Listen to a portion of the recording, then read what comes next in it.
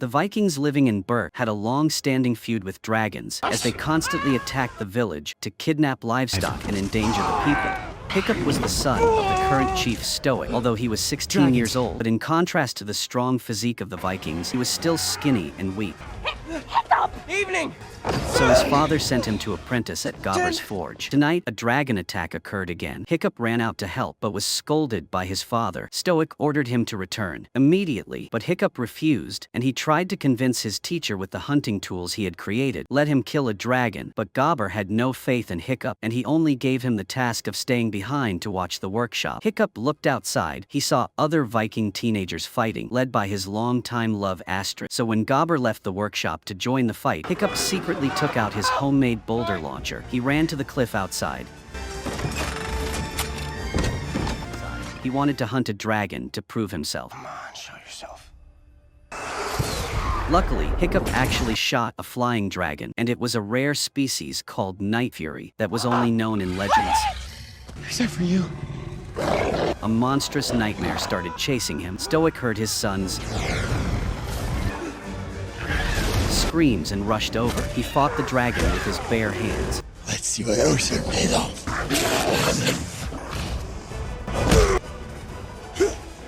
At that moment, a torch where Hiccup was hiding fell down the hill. It freed a dragon that Stoic had captured. At the same time, it destroyed some Viking houses. The battle was over. Stoic scolded Hiccup beyond words. He said that he was afraid that he would have no job or something, so he kept causing trouble. Meanwhile, Hiccup bragged about shooting down a Night Fury, but of course, no one believed him. Astrid's people even laughed. Stoic ordered him to be grounded, and he left his son in Gobber's care. On the way home, he saw that Hiccup was very sad, so he comforted him, saying that the clan leader was only doing this to protect Hiccup. The Vikings had a meeting. They discussed the need to exterminate the dragons. They wanted to avoid having them constantly cause trouble, so they agreed to find their lair and kill them all at once. Stoic asked the witch Gothi to predict whether they would find a dragon nest. After using some small bones, Gothi determined that they would. The whole village was fired up, and the ships were ready for the trip. Before Stoic set off, Gobber reminded him that Hiccup was old enough to take combat lessons. Although Stoic did not want his son to fight, he was afraid of losing Hiccup like he had lost his wife. But Gobber convinced Stoic to teach Hiccup how to fight for himself, as they could not be there to protect him forever. Back in the forest, after hours of searching, Hiccup still couldn't find any sign of the dragon until he saw a broken tree and a long trail on the ground. Hiccup finally found the Night Fury, the dragon lying still on the ground, because it was still caught in his trap last night. I did it! And he prepared his knife to finish the dragon. But then when he looked into the helpless eyes of the Night Fury, Hiccup suddenly stopped. After a moment of hesitation, he gave up and was about to turn back, but he was still uneasy. He cut the rope and freed it, but as soon as he was free, the Night Fury rushed in. It opened its huge mouth and roared angrily at Hiccup. He watched in horror as the dragon flew away, but it seemed that the wound had caused it to stagger and fall into the abyss. When Hiccup returned home, he found Stoic waiting for him. Stoic announced that he would be joining the dragon-slaying team, but Hiccup was not as enthusiastic as he thought. Hiccup said that he didn't want to kill dragons, but Stoic didn't care. He just gave his son an axe. Stoic said that Hiccup could do it. Stoic explained the importance of being a Viking, not to mention that Hiccup would later have to take on the responsibility of the clan leader from Stoic. When Hiccup was horrified, he tried to convince Stoic that he couldn't, but Stoic only said that when Hiccup held this axe, Hiccup would have to take the whole clan with him and become one of them. With no other choice, Hiccup could only agree to join, so Stoic led the team to find the dragon's nest, and Hiccup began his training the next morning. Along with Hiccup was a group of children including Astrid, Fishlegs, the twins Roughnut, Toughnut, and Snotlout. As soon as they saw Hiccup, the group started to mock him, until Gobber interrupted and started the lesson. Gobber listed the dragons they would fight. The first would be the fat, gluttonous Gronk. A shield! And as soon as it flew out, the group scattered. Astrid was the calmest of the group. She shouted for everyone to get their shields. While the twins were still fighting, they were attacked by the Gronk and eliminated. Gobber told everyone to make noise with their shields to distract the fat dragon's aim, and this was really effective. Fishlegs just remembered his old trick, but was shot from behind by the Gronk and eliminated. Meanwhile, Snotlout on this side was trying to flirt with Astrid and became the dragon's next victim. Now only Astrid and Hiccup were left. Astrid tried to get the dragon's attention, causing it to charge towards the spears, but it then aimed at Hiccup.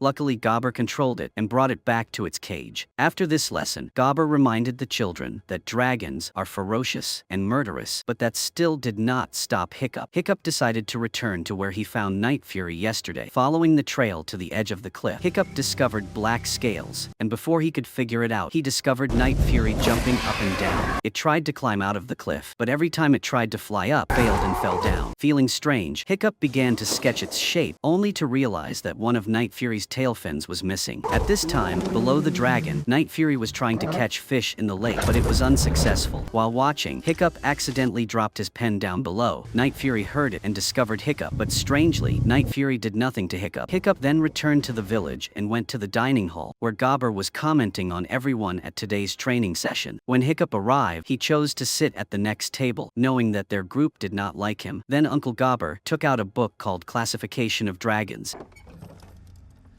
Book of Dragons. He told everyone to read it tonight. However, when he left, the group also started to leave. They were not very interested in this book. On the contrary, Hiccup really wanted to read it. Hiccup went to Astrid's table to see it together, but she immediately said that she had read it a long time ago. As soon as Astrid was about to leave, Hiccup asked if dragons were not as bad as they thought. Hearing this, Astrid sat down and said that all the troubles and losses of the village came from those dragons, because since she was little, she had to try her best to be as strong as she is today. While Hiccup was born with status and inheritance, Hiccup was weak and incompetent. When left alone, Hiccup began reading the book Classifying Dragons. Inside were the names, as well as the appearance, characteristics, and fighting abilities of each type of dragon. They were classified from low to high. If encountered, they were killed immediately. However, when Hiccup turned to the page about Night Fury, size unknown, speed only a line warning never to fight this dragon. never.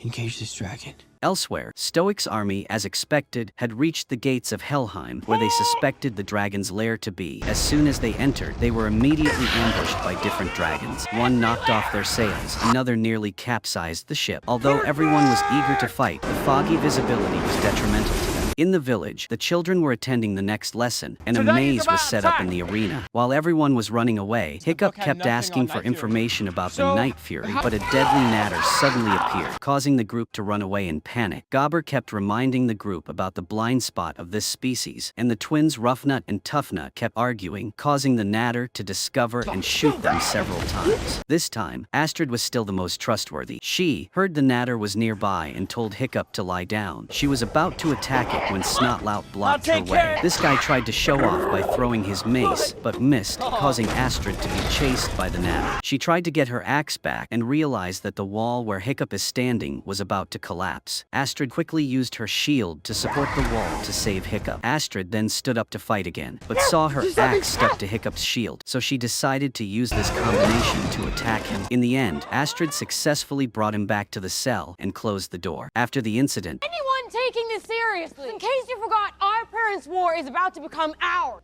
Figure out which side you're on. Meanwhile, Hiccup took the opportunity to run back to the bay with a fish for the Night Fury. This time, he remembered to bring a shield for protection. Hiccup showed him the fish he brought, and Hiccup let go of the shield. However, the Night Fury dragon was still very wary of him. Hiccup discovered that there was a dagger on his side, so he threw it away. At this time, the Night Fury slowly approached and opened its mouth to swallow the fish. Hiccup discovered that its teeth were hidden behind its gums, so he decided to call the Night Fury Toothless. Just when Hiccup thought he was in danger, Toothless spit out half of its saliva-filled fish to offer Hiccup a meal. Toothless stared and waited, causing Hiccup to only take a bite and almost throw up. Thanks to this fish-eating act, the two seemed to have become friends. Toothless then flew to the other side and warmed the ground before sleeping. In the afternoon, Toothless saw Hiccup drawing a picture of himself, and he also took a branch to doodle on the sand. Hiccup wanted to come and see, but Toothless growled every time Hiccup stood on the picture. Finally, Hiccup tried to reach out to touch Toothless's nose again, but he still wouldn't let him, so Hiccup decided to turn away to show his trust. This time, Toothless touched his snout to Hiccup's hand. That night, Gobber continued to tell them the story. Gobber said to aim for its wings and tail, because a dragon that can't fly is no different from being dead. Hearing that, Hiccup remembered Toothless's tail and quietly left. Before Hiccup returned to the forge, Hiccup started making an artificial tail. The next morning, Hiccup excitedly brought the tail with a basket of fish. Toothless happily ate it right away. Just waiting for that, Hiccup secretly attached the artificial tail to Toothless. Before he finished, Toothless suddenly flew up and dragged Hiccup along. Hiccup was scared and held onto its tail. Toothless flew around the bay. But halfway there, he fell onto a large rock. The next day, the third training session began. Gobber paired everyone up and gave them buckets of water, then released the hideous Zippleback. They filled the arena with green gas, making it impossible for them to see anything. The lesson here was to observe which end of the hideous Zippleback was glowing. As long as it was wet, the hideous Zippleback could not breathe fire. Very quickly, the hideous Zippleback dragon dragged the gas and used its tail to knock the remaining group down. They splashed water on it, but it failed. Hiccup was attacked and fell to the ground. Just when everyone thought Hiccup would be in danger, the hideous Zippleback suddenly became scared and was brought back to the cage by Hiccup. Everyone was gaping, not understanding what was happening. It turned out that Hiccup had secretly hidden an electric eel in his coat, the thing that dragons fear the most. Over the next few days, Hiccup created a saddle so he could control the tail to help Toothless fly. Toothless began to fly a little more over the hills, but due to lack of coordination, he crashed into a waterfall, causing both of them to fall into a field of dandelions. Toothless sneezed violently from allergies, so in the next lesson, when the Gronkle was released, everyone was struggling to control it. However, when the Gronkle approached Hiccup, he blew dandelions on it. At this point, Astrid's group couldn't help but immediately ask Hiccup how he did it, but Hiccup pretended to be mysterious and crawled away first. While playing with Toothless, Hiccup discovered that dragons love to scratch their necks. Is that the spot? So Hiccup used this trick on Natter, making it so excited that it fell down before Astrid could attack. Fishlegs began to admire Hiccup, while everyone else could not believe it. That night at dinner, Fishlegs and the others surrounded Hiccup to learn, making Astrid start to feel uncomfortable. Hiccup also discovered that dragons love shiny things. When Hiccup playfully reflected light with his hammer, Toothless happily chased after him like a cat. In the next lesson, Toughnut mocked the little dragon and got bitten on the nose. Hiccup used a light trick to get it off, making him even more popular. Meanwhile, Astrid got jealous and chose to take her anger out on a tree and happened to see Hiccup walking by. Astrid tried to chase after him but got lost. By this time, Toothless's new tail was almost complete. Hiccup tested it by tying Toothless to a rock to practice. At the village at this time, Stoic's group had returned with some injured people and a damaged ship, which even the dragon's nest couldn't find. Meanwhile, Hiccup and Toothless were doing the final test flight and it was successful. Hiccup had taken notes on the coordination and used it to guide Toothless. As they excitedly started flying high above the clouds, Hiccup accidentally dropped paper and fell. Toothless panicked and quickly caught Hiccup. Hiccup decided to throw the paper away, confidently coordinating with Toothless for the perfect flight. They soared through the clouds and were extremely happy. That night, Hiccup was in his room, making a music box with Toothless in it. When Stoic suddenly walked in, Hiccup immediately hid the box. When Stoic said that he knew everything, Hiccup thought he was about to die. Unexpectedly, Stoic only talked about his achievements in the past. He admitted that he was very proud and believed that his son would kill many dragons. Then Stoic gave Hiccup an iron helmet. He said that it and his were both made from a part of Hiccup's mother's breastplate. In the final challenge to decide the winner, Astrid threatened Hiccup not to participate because she must be the first. Astrid then tried to take down the Gronkle because this was her last chance, but Hiccup overpowered it again. Astrid angrily held an axe to Hiccup's neck, but the result was still the same. Gothy declared Hiccup the champion. While everyone was happy for Hiccup, Hiccup was even more confused. However, upon arriving, Astrid was waiting. What are you doing here?